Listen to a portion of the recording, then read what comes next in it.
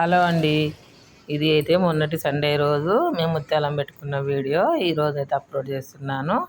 ఆ రోజు ఉదయమే పొద్దున్నే లేచి ఇంటి చుట్టూ శుభ్రంగా కడిగేసి ముగ్గులు పెట్టుకొని కడపలకు పసుపు రాసి బొట్లు పెట్టి ఇల్లంతా శుభ్రం అయితే చేసుకున్నామండి. ఆ రోజు పండగ ముత్యాలమ్మ పండగ. మా ఊర్లో శ్రావణ మాసాలు అయితే ఖచ్చితంగా చేసుకుంటాము ముత్యాలమ్మ కుప్పలమ్మలకు. ముందు రోజు రాత్రే నేనైతే గారెల కోసం బొబ్బర్ల పప్పు అయితే నానబోసి స్టవ్ కడిగి ఇలా పసుపు బొట్లు పెట్టేసి ముగ్గులు అయితే పెట్టుకున్నాను. తర్వాత మనము గారెల కోసం అయితే పిండి మిక్సీలో పట్టుకున్నాను. బరకగా ఉండేటట్టయితే ఒక 2 దిక్కులు పెట్టుకోవాలి. మరి మెత్తగా అయితే బాగుండవండి, వడల్లాగా ఉంటాయి. ఇలా కొంచెం బరకగా పట్టుకొని మనమైతే పిండిలో పిండిలో కావాల్సినవి జీలకర్ర, ఉప్పు, అల్లం వెల్లుల్లి, పచ్చిమిర్చి ఇవి కూడా ఒకసారి ఇలా బరకగా కొద్దిగా అలా ఒక తిప్పుకొని పట్టుకోవాలి. చూసారా, బరక పట్టుకొని తర్వాత 2 ఉల్లిగడ్డలు కూడా వేసాను. అరకిలో బొబ్బరిపప్పు కాబట్టి తర్వాత కొంచెం కరివేపాకు కూడా ఇవన్నీ పట్టుకున్న తర్వాత మనం ఇదంతా పిండిలో వేసి బాగా కలుపుకోవాలండి. బాగా కొట్టాలి ఇలా పిండిని. కొడుతోటి అలా నురుగు వస్తుంటుంది. అలా నురుగు వచ్చేంత వరకు కూడా మనం రోట్లో రుబ్బుకున్నట్టుగా ఉంటుంది. తర్వాత నేను కొంచెము ఆ రోజు పని మనిషి అయితే రాలేదని గిన్నెలన్నీ కొంచెం ఇలా కడిగేసి శుభ్రంగా ఎప్పుడే కడిగేసుకుంటున్నాను. ఎందుకంటే మరీ గిన్నె ఉంటే తర్వాత చాలా గిన్నెలు అయితే ఇబ్బంది అవుతుందని ఎప్పుడే ఇలా కడుక్కొని అన్ని శుభ్రంగా అయితే ఇలా సింక్ అయితే కడుక్కున్నాను. తర్వాత స్నానం చేసి వచ్చి నేను ఇప్పుడు మనం పరమాన్నం కోసం అయితే నైవేద్యం కోసం ఒక గిన్నెకు పసుపు రాసి బొట్లు పెట్టి 3 పిరికిళ్ళ బియ్యం అయితే ఇలా అమ్మవారికి దండం పెట్టుకొని వేసి ఇప్పుడు ఆ రైస్ని కొద్దిగా కడుక్కోవాలి వాటర్లో, శుభ్రమైన వాటర్లో. తర్వాత నేను బూరెల కోసం అమ్మవారికి ఖచ్చితంగా బూరెలు గారెలు చేయాలి. అందుకోసం అయితే నేను బియ్యం పిండి కొంచెం బెల్లం వేసుకొని కొద్దిగా నెయ్యి వేసుకొని ఇలా ముద్దలాగా కలుపుకొని పక్కకు అయితే పెట్టుకున్నాను. అయితే నైవేద్యం కోసం అందుకంటే కొద్దిగా కలిపాను. ఈ లోపల కుక్కర్లో 2-3 విజిల్స్ వచ్చాయి పరమాన్నం కోసం. నేను కుక్కర్లో అయితే పెట్టుకుంటానండి, ఎందుకంటే మెత్తగా మంచిగా అవుతుందని పలుకు లేకుండా. ఇలా రైస్ ఉడికిన తర్వాత మనం కాగబెట్టుకున్న పాలను అయితే పోసుకోవాలి. తర్వాత బెల్లం కూడా తురుముకోవాలి. మంచిగా మెత్తగా తురుముకున్న బెల్లాన్ని కూడా అయితే వేసాను. ఇప్పుడు ఇదంతా మంచిగా చిన్న మంట మీద కొంచెం దగ్గరగా అయ్యేంత వరకు అయితే వేయాలి. వేసిన తర్వాత యాలకుల పౌడర్ కూడా వేసాను. ఇప్పుడు మంచిగా నైవేద్యం అయితే మంచిగా రెడీ అయిపోయింది. జీడిపప్పులు, కిస్మిస్ కూడా వేసానండి. నెయ్యిలో వేయడం మర్చిపోయాను. తర్వాత ఇలా వేసి కలుపుకొని పక్కగా అయితే పెట్టుకొని ఇప్పుడు మనం బూరెల కోసం గారెల కోసం అయితే కడాయి పెట్టుకొని ఆయిల్ అయితే వేడైపోయింది. ముందుగా అయితే బూరెలు చేస్తున్నాను. ఎందుకంటే ఫస్టే గారెలు చేస్తే కారం అవుతుందని బూరెలు చేసిన తర్వాత 5 చేశాను నైవేద్యం కోసం. 5 అయితే చేశాను. ముందు అమ్మవారికి నైవేద్యం చెల్లించుకొని వచ్చిన తర్వాత మనం ఇంట్లో కావాల్సినవి చేసుకోవచ్చు అని చెప్పేసి ఇలా గారెలు కూడా వేస్తున్నాను. ఒక 5 బూరెలు 5 గారెలు అయితే వేసుకొని పక్కకైతే పెట్టుకోవాలి. చూసారా, 5 చేశాను.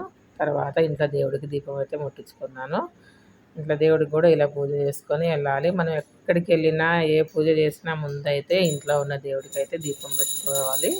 అప్పటికి మనకు చాలా బాగా అనిపిస్తుంది. చాలా పాజిటివ్ వైబ్రేషన్స్ అయితే ఇంట్లో ఉంటాయి ఎప్పుడు ఇచ్చినా కూడా.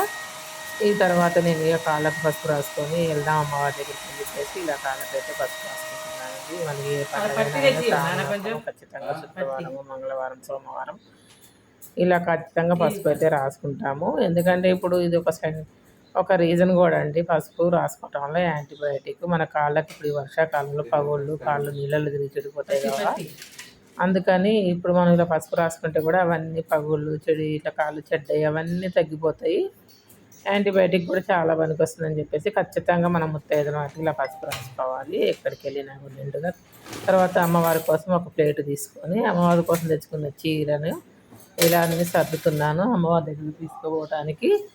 అమ్మవారికి ఏమేమి కావాలో చీర, జాకెట్, ఆకు, ఒక్క, పూలు, పండ్లు, 2 ఖర్జూరాలు, అలాగే గాజులు, పసుపు, కుంకుమ ఇవన్నీ అయితే సర్దుకోవాలండి. మనం అక్కడికి పోయిన తర్వాత ఒకటి ఇలా తీసి పెట్టుకోకుండా అన్నీ ఒక ప్లేట్లో సర్దుకుంటే పోగానే ఆ గుళ్ళో ఉన్న పంతులకి ఇచ్చేస్తే ఆయన అమ్మవారికి సమర్పించి మనకైతే ఇస్తాడు. ఇలా సర్దుకున్న తర్వాత ఇప్పుడు నైవేద్యాలు కూడా సర్దుకుందాము. నైవేద్యాల కోసం కూడా ఇంకో ప్లేట్ అయితే తీసుకొని ఆ ప్లేట్లో కూడా మనం ముందుగా వండి పెట్టుకున్న పరమాన్నాన్ని అయితే 3 సార్లు ఇలా అమ్మవారికి మనసులో దండం పెట్టుకొని మనం అయితే ఇలా పరమాన్నాన్ని ప్లేట్లు వేసేవారు. అమ్మ మమ్మల్ని చల్లంగా చూడాలి తల్లి, నీకైతే ఆ శక్తి కొరకు నేను ఇలా సమర్పించుకుంటున్నా అని చెప్పేసి నైవేద్యం పెట్టాను. అమ్మవారి కోసం చేసుకున్న 5 బూరెలు 5 గారెలు కూడా ఇలా అన్నీ ఒక ప్లేట్లో అయితే సర్దుకోవాలి. ఇలా సర్దుకున్న వాటిని ఇప్పుడు సర్దుకున్న తర్వాత మనం ఇంకా అక్కడికి తీసుకోవాల్సినవి ఉంటాయి కదా. కొబ్బరికాయ, అగరబత్తులు, నూనె, అమ్మవారికి సమర్పించడానికి బెల్లము, పుట్నాలు, ఒత్తులు, కొబ్బరికాయ ఇలా అన్నిటిని అయితే ఇంకో ప్లేట్లో అయితే సర్దుకున్నాను. పోగానే మనం అన్నీ ఎత్తుక్కోకుండా. అట్లాగే అమ్మవారి కోసం మేమైతే ఇలా 5 వరుసల దారాలని ఇలా పసుపు రాసి పక్కకైతే పెట్టుకుంటాము. తర్వాత ఒక అది మన ఏమంటారు టవల్ను కూడా ఇలా కప్పుకోవాలి. తర్వాత ఇంకా అమ్మవారి గుడికి అయితే బయలుదేరాను. కొంచెం ఇంటి దగ్గర నుంచి ఒక 2 కిలోమీటర్లు ఉంటుంది. ఊళ్ళోనే కానీ కొంచెం లాంగ్ ఉంటుందండి. ఇలా నేను మా అబ్బాయిని తీసుకొని అయితే వెళ్తున్నా. బయట వర్షం వస్తుంది. ఇలా ఇప్పుడు బయలుదేరుతున్నాము. ఇంకా పోతా దారిలో కోడిని కూడా తీసుకోవాలి. చేతనైన వాళ్ళు మేకపోతులు కోసుకుంటారు. ఇలా ఒకళ్ళు ఇద్దరు ఉన్న వాళ్ళు మనకి ఎక్కువ చుట్టాలు ఏమో లేని వాళ్ళు కోడిని కోసుకుంటారు. ఇలా ఇంట్లో నుంచి రోడ్డు మీదకి అయితే వచ్చి మా అబ్బాయి అయితే చికెన్ సెంటర్ దగ్గర కారు ఆపాడు. వెళ్తున్నాడు కదా ఆ అబ్బాయి, మా అబ్బాయి. ఆడికైతే ఇష్టం ఉండవు ఈ జంతు బలులు ఇవన్నీ. నేను రాను మమ్మీకి ఉంటే, సరే నాన్న నా కోసం రా అని చెప్పి బలవంతంగా తీసుకొని అయితే వెళ్తున్నాను. నాకు అక్కడ కనిపిస్తుంది చూసారా, అదే గుడి. గుడిలో లోపలైతే వీడియో తీయలేకపోయాను. గుడిలో నుంచి అమ్మవారికి అన్ని సమర్పించుకొని వస్తా దారిలోనే కోడిని కూడా చికెన్ సెంటర్ మళ్ళీ ఇచ్చేసాము. వాళ్ళే కట్ చేసి మనకి శుభ్రంగా ఇస్తారు. మళ్ళీ మా అబ్బాయి నన్ను దించేసి వచ్చి చికెన్ తీసుకొని వచ్చాడు. ఇలా శుభ్రంగా చికెన్ అయితే ఉప్పు వాటర్లో కడిగేసి పసుపు, కారము, ఉప్పు, అల్లం వెల్లుల్లి పేస్టు, కొద్దిగా కొత్తిమీర, పుదీనా, ఆయిల్ ఇవన్నీ వేసుకొని అయితే కలిపి పక్కకి పెట్టుకున్నాము. మనం కూరగా రెడీ చేసుకునే లోపల ఈ మసాలా అంతా చక్కగా చికెన్ ముక్కలకు పట్టుకొని ఉంటుంది. తర్వాత కడాయి పెట్టేసాను. కడాయి వేడెక్కిన తర్వాత 4-5 పావుల ఆయిల్ అయితే వేసుకొని ఉల్లిగడ్డ, పచ్చిమిర్చి అయితే కట్ చేసుకున్నాను. ఆయిల్ వేడెక్కే లోపల మనం కట్ చేసుకున్న ఉల్లిగడ్డలు, పచ్చిమిర్చి అయితే వేసుకోవాలి. అంతేలే. తర్వాత మనం ముందుగా కలిపి పెట్టుకున్న చికెన్ని కూడా ఇలా కడాయిలో వేసి సన్నని మంట మీద ఒక 5 నిమిషాలు అయితే మూత పెట్టి మగ్గించుకోవాలి. నేను దాన్ని అయితే పక్క స్టవ్కి మార్చాను. తర్వాత బగారన్నం కోసం గిన్నె పెట్టేసి గిన్నెలో అయితే కొంచెం నెయ్యి, ఆయిల్ వేసి దానికి కావాల్సిన లవంగాలు, ఇలాచి, చెక్క, కొత్తిమీర, పుదీనా, పచ్చిమిర్చి, ఉల్లిగడ్డలు ఇవన్నీ బిర్యానీ అయితే వేసాను.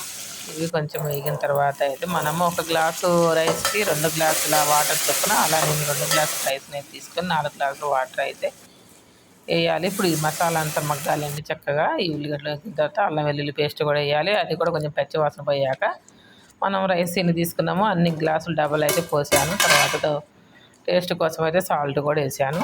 ఇలా ఎసరు వచ్చిన తర్వాత మనం ముందుగా కడిగి పెట్టుకున్న రైస్ని వేసి కలిపెల్లాడవాలి. చూసారా చక్కగా అన్నం కూడా రెడీ అయిపోయింది.